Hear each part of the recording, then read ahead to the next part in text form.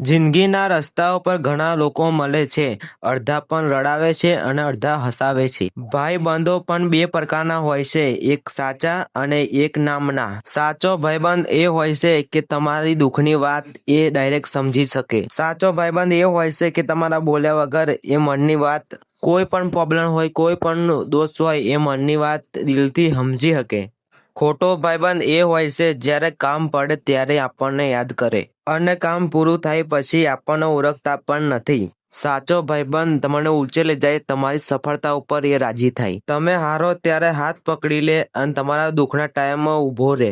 એ જ સાચો ભાઈબંધ કહેવાય. ખોટો ભાઈબંધ તમારી પાછળ વાતો કરે અને તમારી સફળતા જોઈને બરે. દુનિયા સામે હસે અને અંદરથી તમને તોડે. સાચો ભાઈબંધ ક્યારેય છોડતો નથી, સમય ખરાબ હોય કે સારો. જે તમારો ખોટો ભાઈબંધ હોય ને, એ પૈસા જોઈને તમારી જોડે દોસ્તી કરે. જે દિવસે તમારો સમય ખરાબ આવે એ દિવસે તમને છોડી જાય. ખોટો ભાઈબંધ હોય છે ને, એ તમારા ફાયદા જોઈને તમારી જોડે દોસ્તી રાખતો હોય છે.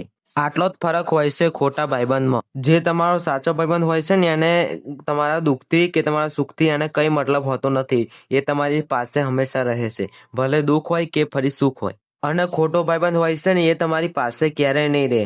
કેમ કે જો હજી પૈસા છે ને, તો હજી ખોટો ભાઈબંધ રહેશે તમારી પાસે. અને જ્યારે જે પૈસા પતશે ને, એનો વ્યવહાર ખતમ થઈ જશે. કેમ કે આ કુદરતનો નિયમ છે, જેટલા ખોટા માણસો હોય ને, એ આવા લોકો હોય છે.